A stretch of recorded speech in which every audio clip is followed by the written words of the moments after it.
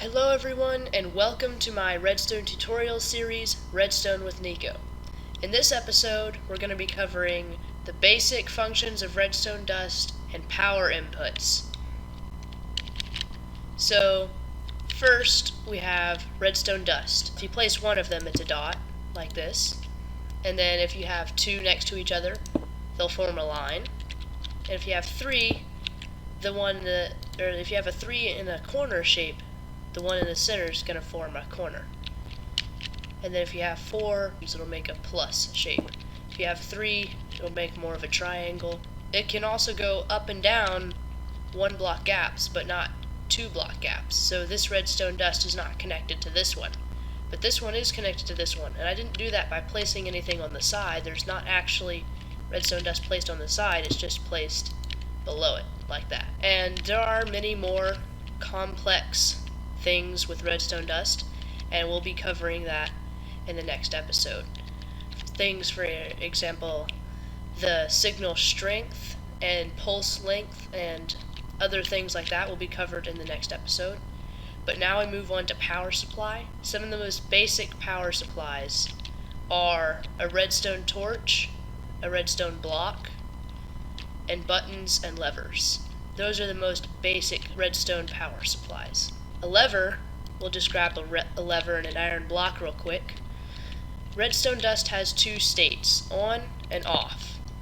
In its first state, off, it's dark and there's no particles around it. But if I use a lever, up is off and down is on for levers. If I flip the lever, you can see that the redstone dust is now powered. It's brighter and gives off some particles. And levers can be placed on any side of a block. So if I can put it on this side and it works, I can put it on the top and it works, put it on the bottom, these all work.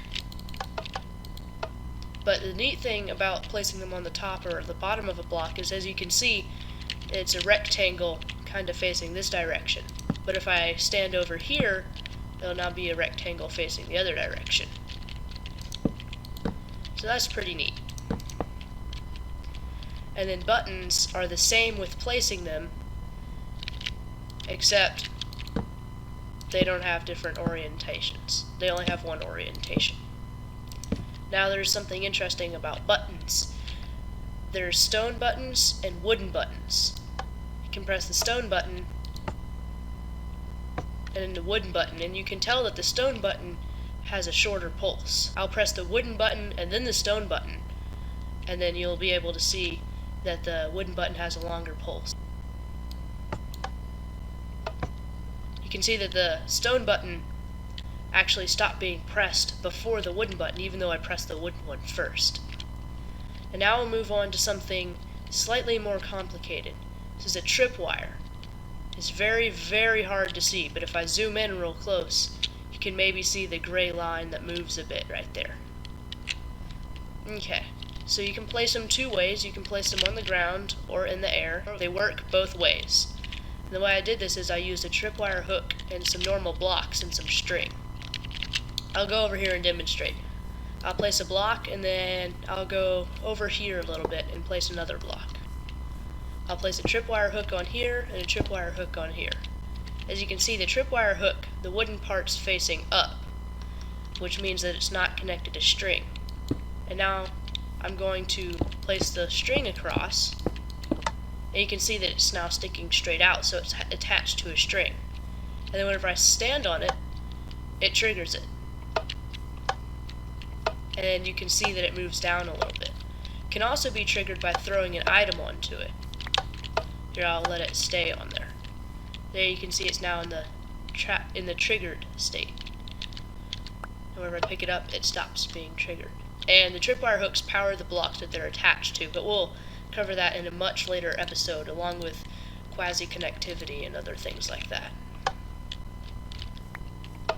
And this is very helpful for traps because it's so hard to see. Okay.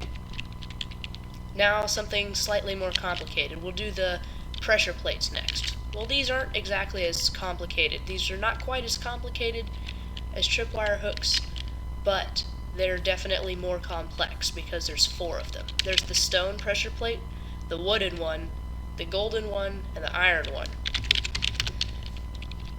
The stone pressure plate is just a stone pressure plate. The wooden one's just a wooden one. But then the gold one is weighted pressure plate light, and the iron one is weighted pressure plate heavy. And so that means something very important. And then we'll get into the light and heavy ones much later on in the series when I start doing tutorials on different things to auto-produce things. It's mainly used for counting mobs. But anyways, the stone one, whenever a player or a mob stands on it, it outputs a signal. But if I throw something on top of it, we'll throw a piece of redstone dust, nothing happens. The wooden one, if I stand on it, it outputs a signal if any other player or mob stands on it. And a mob isn't like a pig, a cow, a sheep, a zombie, a skeleton, a witch, anything. It'll output a signal. But also if I throw an item onto it, it'll also output a signal then. And now we get into something slightly more complicated. I'm not going to fully explain yet. There's the weighted pressure plate light. So if I put this item on it, you can see that the signal strength is very weak. We'll cover signal strength in the next episode, and this will make a lot more sense then. So you can see, you can see that this one's on and this one's off. So it's a very weak signal. So if I put a stack of redstone dust on there, you can see it outputs 1, but if I put another stack, it outputs to 2, and then the third one's off. But anyways, now moving on to the iron one, which works the same as the gold one. Is the weighted pressure plate heavy, which is the iron one. The iron one is the heavy one, the gold one is the light one. If I put an item on it, it turns on 1 signal strength, just like the gold pressure plate. If I stand on it, it's 1 signal strength, just like the gold pressure plate.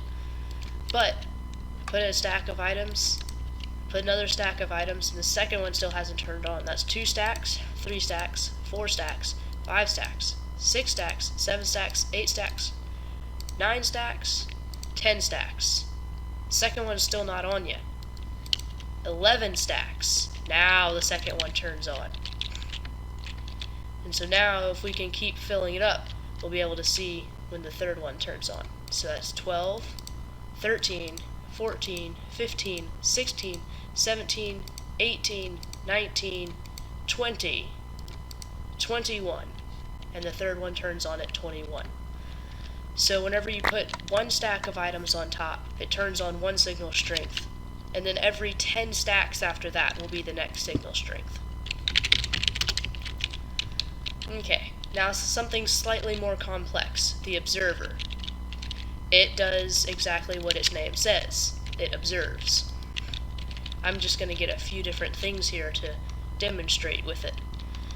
So this is the output side because it has a little bit of redstone on it. You can see right there.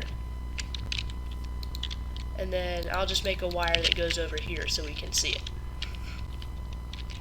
And then you can see that this has kind of a face on it. And these can be placed any orientation. You can see there's the output side.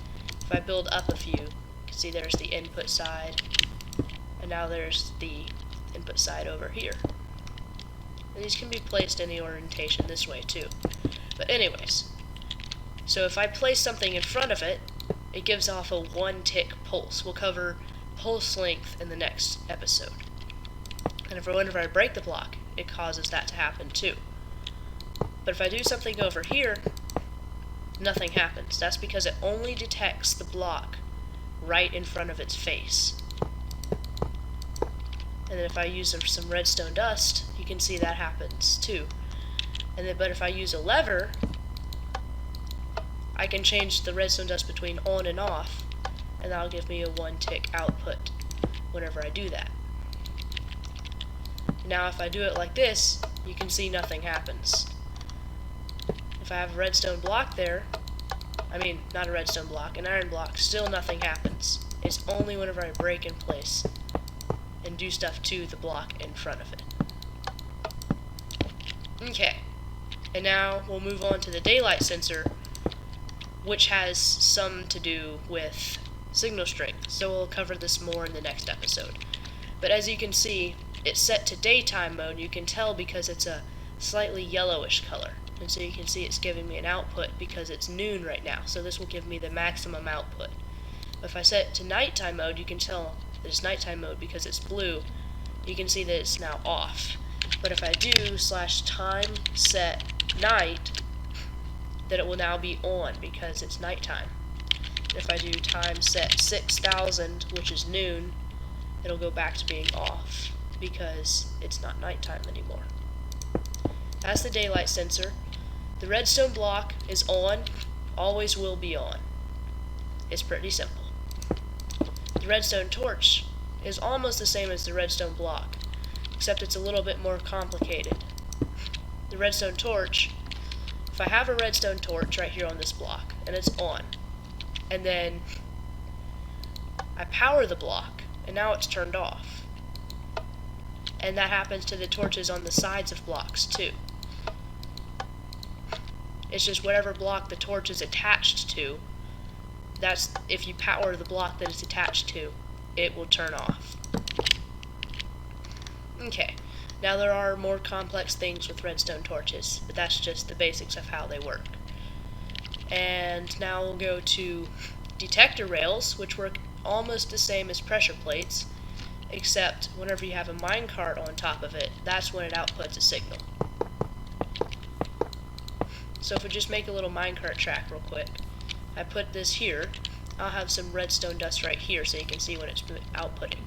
So now the minecart's on top of it and it's working just like a pressure plate.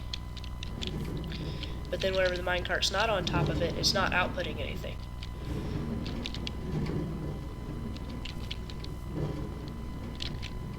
Okay, so that's how that works. Next one is slightly more complicated. It's a trapped chest. And you can tell the difference between a trapped chest and a normal chest very easily. Because I'll go over here and I'll place them. Normally whenever you have a chest and you place a chest and they have another one next to it, it creates a double chest, and then you can't place one next to it. No matter how hard you right click or how fast you right click, it won't place another chest next to it. But a trap chest will not create a double chest. As you can see, this is a normal chest. I can even put another chest next to it, and it creates a double chest. I can have even more trap chests over here, but I can't place a trap chest next to a double trapped chest. But I can place normal chests there.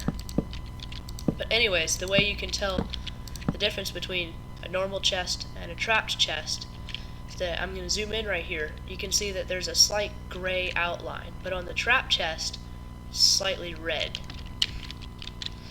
Okay?